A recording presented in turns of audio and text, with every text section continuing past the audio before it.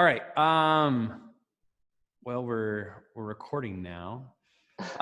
Thanks again, man. I really do appreciate you taking the time out of your busy day to do this. Looks like you're posted up there in your bedroom, I guess. Is this your office? Yeah, this is my apartment just posted up. This is kind of my makeshift at home workspace. And Nice. luckily I was working on a bug all morning, so that was giving me a headache, but just figured out before I hopped on here. So I'm in a little elevated mood right now. So you got me You're at on the right top of the time. world now. Yeah. Not only have a break here, but you feel like you deserve this break. Exactly. So Cool. Your bathroom also looks pretty clean. I Oh must. yeah. I have to show that off, Try and keep everything clean. I would give you the tour, but not everything's perfectly clean. Yeah. Nice, man. Well, so all right, let's start with background. So what I've been doing in these interviews is just getting the whole picture of Jake and his working life and the different individual, I guess, conquests that our previous students have gone through to become software engineers, and to kind of show the story that it happens. You indeed can go from not knowing to knowing, and then now living the dream, perhaps. Yeah. Maybe not, I don't know. But I mean, so I met you. Again, you might have to refresh me, but it's funny doing these interviews, because what I realize, and maybe I said this in the last time with Byron's as well, is like, though like we had this like intense thing going on where I saw you every day for a long time and you were in this room, everything we talked about was coding related. So maybe I don't know some of the background. So give me the backstory of where you were at before you came to Project Shift, and like what motivated you to like make the big shift. Oh gosh, Yeah. fun doing that. The change.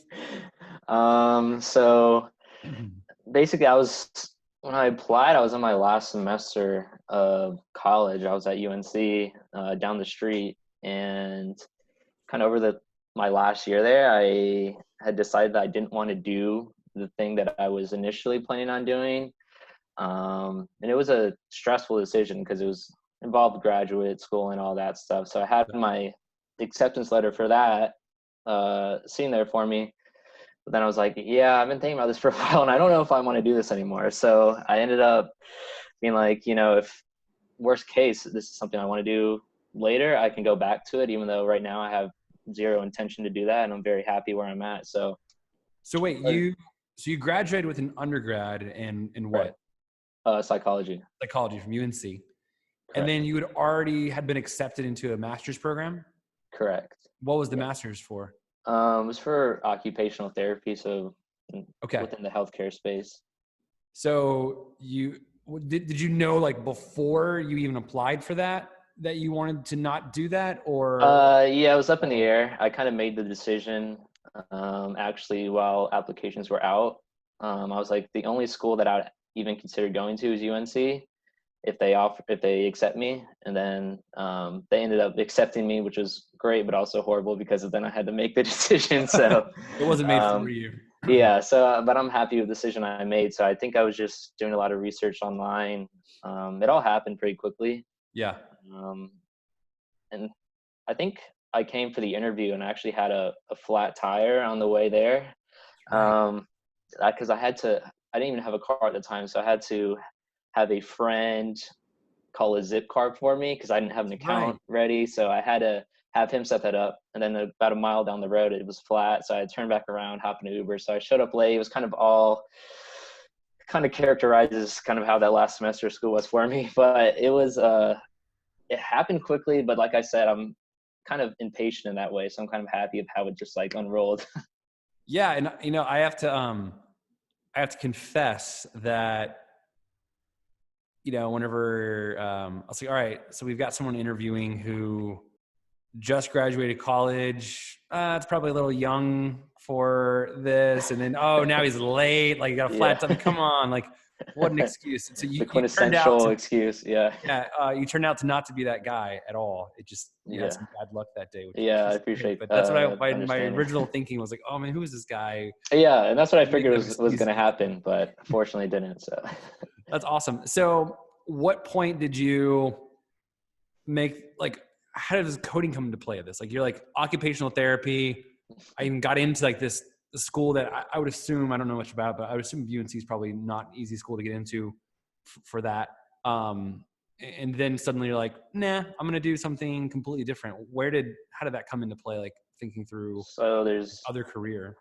I guess there's two things. The first of even having those thoughts enter that, okay, I'm just going to do something else. I think that takes a little bit of maybe belief in yourself that you're not in this one box, that you can do other things and have that confidence. But what specifically coding, I started doing some data science classes, and that involved a form of coding. Then I started to learn stuff on my own, started to practice at night, and it was something that I enjoyed playing around with. I enjoyed the puzzle of it, kind of the analytical thinking, but also obviously as a career, I felt like it was a great opportunity for me to grow in.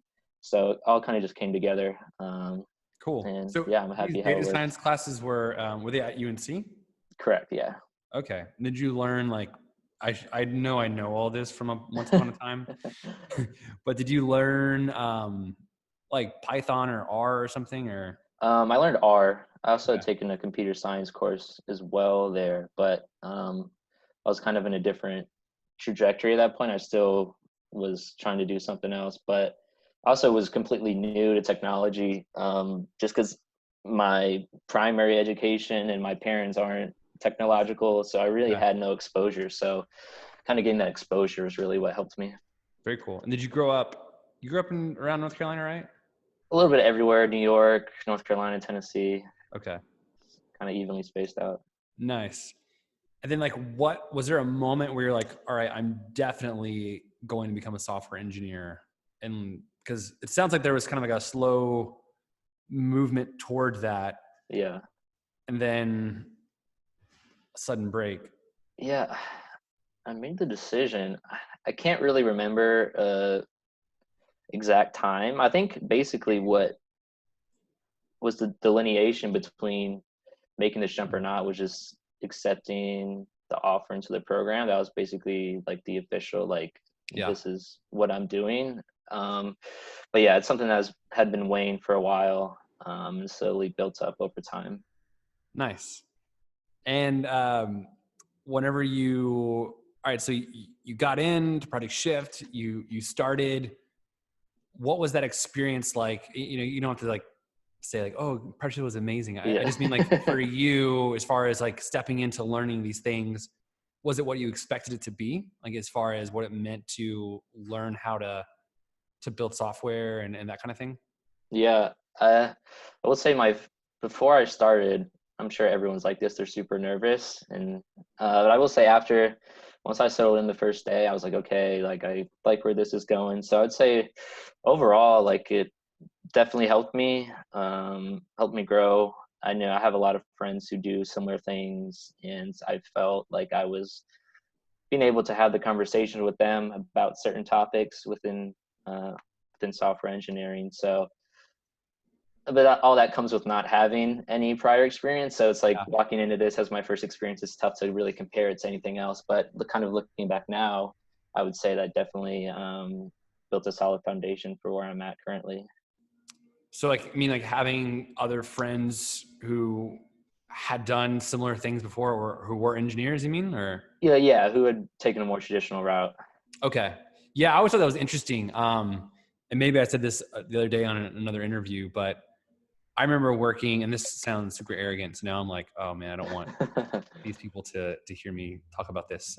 But when I got my first job, because I went through a code school as well, but it was before they were like mainstream, like no company that was hiring from my group of graduates had any idea what like a code school was. So like, you're a code better school or for hipster. worse. So there wasn't any like negative stereotypes or positive ones either back then, which was nice. But I got hired at this company, and I remember I was literally partnered with a friend of mine from college who had gotten his computer science degree from UT, and I had a religious studies degree. I still don't think I could probably pass any kind of advanced math course. And I was sitting there next to him, and I had this thought to myself, like, oh my goodness, like I'm doing the same thing that you're doing for a job, but I didn't have to jump through all those hoops that you had to jump through. I couldn't even have gotten into UT, University of Texas, even if I would have had wanted to. And so I always felt like, wow, this is cool to be doing the same thing that they're doing, but haven't been able to take a different path. Yeah, definitely. And I think kind of, I look back on it and I was like, would I really do it all that different? And I think I'm kind of happy with the skills I learned kind of outside of this within school. And I think it's kind of helped me be a little bit more well-rounded as a whole going forward. So I think I'm happy with the path that I took to get here. Yeah. No, that I like hearing that. I'd say me too, right? Like not to like just say that for the sake of saying I've got zero regrets. But I think for myself, if I would have been back then, if I would have tried to get a computer science degree, especially now knowing what a computer science degree is and that it's not a software engineering degree and that a lot of things that you need to learn to be a software engineer aren't even really a part of it, I think it would have completely turned me off from building software because it would have been like all these crazy math courses. Yeah. It's funny. My brother-in-law is a professor of philosophy, and he always talks about the idea of education, its purpose being, beyond just the job you get. Right. And I think he's right also, right? Like our sort of like claim with Project Shift is you want to be able to track your return on your investment, to know statistically if you're what the chances are if you're getting a job. But it's still true that there's other side of education that is meant for exploring and learning new ideas and being amidst a diverse group. But it's sad that it seems like that's more and more becoming it's a privileged mindset to be able to be educated for the sake of education and exploration. Most people I don't think have that kind of opportunity anymore to do that. You get education because you need to figure out some sort of upward mobility. Anyway. All right. So awesome. Project Shift ends, right? And again, it's funny. I think at one point in time, I probably could have memorized everyone's like job search story, but walk me through kind of like demo night and the day after. Like, what were you thinking and feeling through those kind of 2 days? Yeah, demo night, I was pretty excited just because this was like not only the end, but also the beginning of kind of the next chapter. I could finally kind of venture off and do something. I think that the day after, I think the rest of the week I really chilled out for a couple days, slept in. Yeah. But as I like started to get into actually the process of applying and all that, I basically created a schedule for myself, kind of like Monday through Friday, of a mix of applying to jobs, networking, working on my coding skills as well, and building projects. So I created that plan and really just stuck with it all the way through.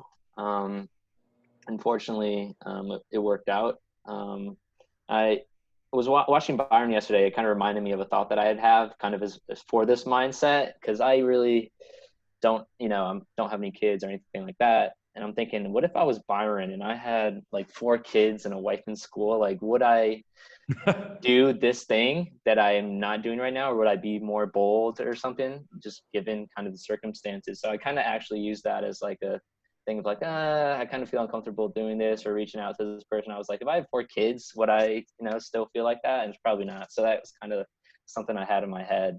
So wait, you were thinking about that while you're in this kind of mode of applying for jobs? Yeah. Like, how would I have handled this differently if my situation was a little different? Yeah. So would I be working even harder right now if it was different and stuff like that? Just kind of as a reminder to myself. So you're trying to use that to say like, I should be working as hard as Byron is working. Yeah, I should even be though working like I'm I don't have 4 kids that are relying on me to get this job. Yeah. Yeah, no, that's good, man. I appreciate that, and I think it's, I think you're right. Not everyone feels that sense of urgency, and I'm always trying to communicate it to students like, go for it, take big risks. Mm-hmm. So I'm glad that you felt like that you could able to tap into some of that. So how long did it take you? I mean, what was like the process? How many, did you get rejections? What did that look like for you?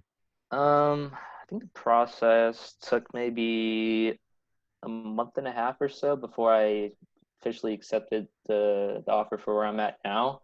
Um, it involved a lot of things, a lot of code challenges. I think there was one rejection in there, but I'm very thankful that it happened because it was for something that was probably not the best spot for me, Yeah. especially for where I'm at now. So uh, obviously, like everyone says, a lot of just not hearing back from anyone, and that's obviously discouraging and a bit frustrating to not be given a chance. But at the same time, it was just a process of keep kind of putting your head down and kind of trusting the process. And in the end, fortunately, it worked out. But you just got to keep grinding through it. Yeah. And did you get just the one offer?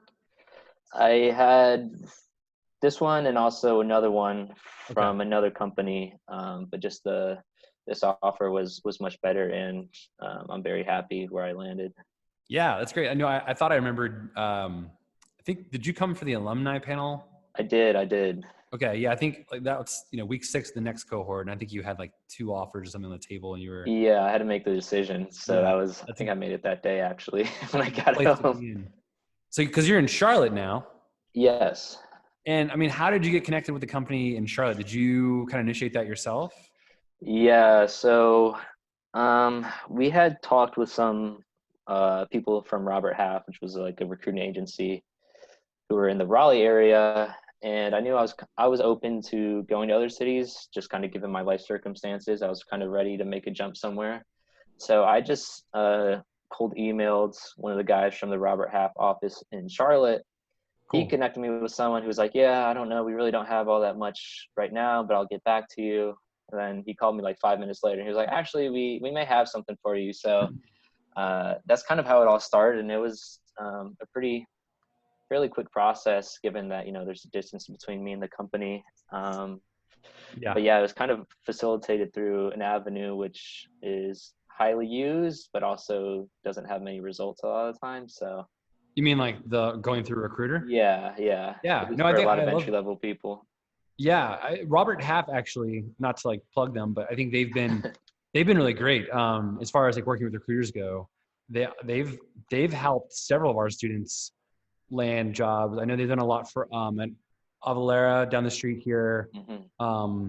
Several students have gotten jobs there, and probably somewhere else. Morgan would know better than I do about all the inside workings of how that works. Um, so then I guess at one point you end up moving up to Charlotte, and then do you know anybody in Charlotte, and what's been like relocating?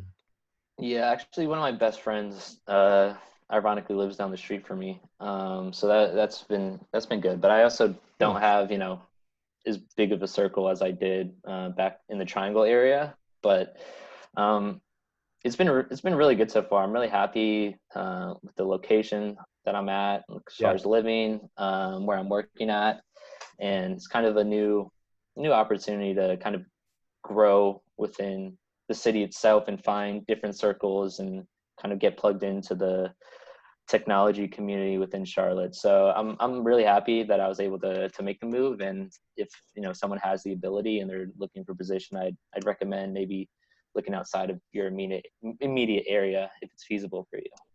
Yeah, it's funny. I think there aren't very many of you who have actually relocated after Project Shift. Like most people end up around Raleigh Durham, but I think you and Linda. I don't know if you met Linda. She's in Charlotte. Yep. Then I think besides Hugh being in Ohio, I think that's kind of it. Yeah, Even and I like, think they all had connections to where they're at now. It's kind of like coming home. yeah, right. Yeah, they wanted to be out there in those places. And then I think Luke, the job that he got, they have an office somewhere else, and he was expecting to relocate. And then his company was like, "Oh, actually, we've got an office in Durham. You can work there if you want." He's like, "What?" So it seemed to work out for everybody. All right. So how many months in are you then now at this point? I'm about 3.5 months in now, and kind of that's the bar is when I first started there, everyone was telling me like once you hit three month mark, everything will start making a little bit of sense to you and it'll all come together. So I think I was keeping track, and the day before the 3 month mark is when I had that little moment where everything started clicking. So it definitely was true. Okay, so things started clicking after 3 months. What was life like for these first 3 months? Yeah, I mean, it wasn't that, you know, I wasn't understanding what was going on. It was just when everything kind of put together and kind of the architecture all worked out. But um, I will say I was a little nervous starting because this is all C sharp and .NET stuff that I'm working Okay. in now, and they're also have a little bit of a smaller development team. I think there's about 10 or 15 of us. So it's not as easy to just kind of like slide in and kind of just, wait your turn and try and learn. So I was on a sprint, I think a day or two after I started, and it actually, obviously they eased me in. I had a lot of help along the way, but I'm really happy that was the case because working in an entirely new tech stack and a Yeah. really complicated architecture, I felt like you know I was able to get going as soon as they threw me in there and was able Yeah. to make a contribution. So I was really happy about that. Yeah, that's great, man. I think I always think back for me, like the first 6 months at least were kind of like I was Yeah, talking with Hugh. I'm like, I hope they don't fire me. No one's said anything like that, and no one's probably even thinking that. But your expectations for yourself and just how scary it can be to walk into like a place where this is all new. It's all foreign, and you're in some ways. I felt like I'm not like all of y'all, right? I didn't get mm, the right like piece of paper or something that tells me that I should be able to do this. But then to realize that no one really has yeah. that feeling is good to discover. Are you working on anything fun right now besides what you're learning at work? I mean, do you have capacity for that kind of thing? I have been working on a little bit of a site. So it's actually funny. When I first started learning to code, the first thing I did was I had this music blog that I made, and I made like a really Nice. bad version of it in HTML and CSS, and just that alone. And kind of on the spare time now that I have a little bit more free time, I've been trying to kind of rebuild that website from the ground up. So that's something I've been working on a little bit. Just try almost as a little bit of like an art project per Yeah. se. Just kind of working on like design stuff Cool. because I mainly do back end now. So that's something I've been trying to work on. Obviously, it's tough, but yeah, To keep your front end chops fresh. yeah, definitely, yeah. Yeah, you were our cohort, or not our cohort. They're all my cohort.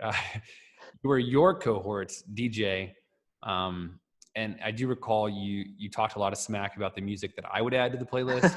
Didn't particularly like it, um, but that's okay. I haven't been making the students from this cohort listen to my music. I mean, it's definitely you have to be in a certain headspace to get ready for it. I would say I probably should have been listening to it earlier today when I was trying to fix that bug. I needed really something to really get me going, a little head banging. So that probably would have came in handy. It's an acquired taste that if you didn't acquire it in high school, then you never would have acquired it. Cool, man. How do you feel? And this is kind of the thing I've been asking. Like, how do you feel right now, like moving forward with your job and kind of the future of what you're doing? Are you thankful to be working as a developer during this time? How do you Yeah, guys think things will look moving forward for your company? I'm definitely thankful. We're, our company is fortunate kind of in two ways. One, in that they've been around since the 70s or so, but they have yet to ever lay off an employee due to financial reasons. So Nice. that even Wow. just going through like, the 2008, 2009 crash. So that's good reassurance. And also we're kind of, we sell, we kind of work within the financial space, specifically on a lot of insured financial products, which are Yeah. more for security and safety anyway. So it really lends itself to an unstable market. So I'm very happy about that. And the work itself has been basically not much has changed. Yeah. Even though I'm in the office most days, working from home, it's kind of was an easy transition. Yeah. So I'm super fortunate to be within this space, and also that this space as a whole kind of creates certain work methodologies that allow us to kind of work in uncertain times and be able to shift really quickly. Yeah. Nice. I heard you say shift again. To my DNA. Man, that's really great to hear. It's fun to see you enjoying what you're doing, enjoying the new place you're living. Hopefully all this stuff passes soon and we get to go outside again. Yeah. And do fun things. Lastly, like if you were to have any advice for this current group of students, and I know we've asked you this kind of thing before with the alumni panel, but if you could offer like one piece of advice for they're in the cohort project right now. So next week's final project, and then we're going to be doing a remote demo night that we're going to communicate out about a little bit tomorrow. Oh, I can finally go this time. Do what? I can finally go this time. I don't have to make that's right. You can show up on the live event. But if you had one piece of advice, what would it be for this group? It's a good question. I don't think it would be necessarily pertain to where they're at right now in the program, but just overall is just try and cultivate a sense of confidence, and not necessarily, you don't have to think that you can do everything right now, but more so the belief that given time and work that you're able to kind of achieve whatever you want. I think that's been the most helpful thing for me, and it's really hard to cultivate. I know a lot of people are different, but just kind of reflect on how far you've come already. Yeah. How much you've grown, and kind of every time you've hit a brick wall, you've able to get by it somehow. So know that that's going to be a continuous thing, and trying just to remain confident and steadfast. Yeah, that's really great advice. So you may not know everything right now, but at least know that you have what you need to eventually know it. Exactly. And that happens to me now. Like some days I'll be going home from work in the car and I'm like, man, I can't figure this out. But I'm like, it always ends up getting figured out in the end, and then it always happens. So, man, I mean, I have to tell myself the same thing, honestly, from time to time as well, which is, I don't know everything. Technology is changing like crazy, and I'm supposed to be like learning it and then teaching it as it goes. Because, we update things every cohort depending on what's happening.